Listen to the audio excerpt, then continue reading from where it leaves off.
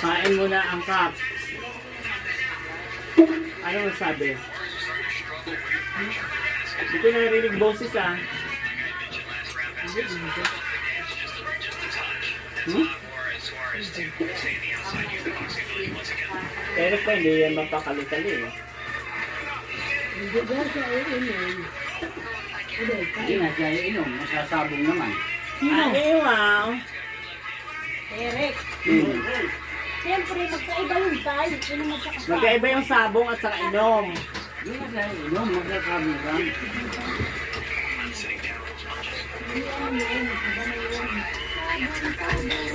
Magsasabong siya.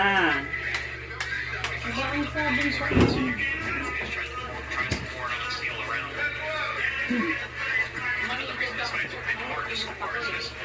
Jack in pool.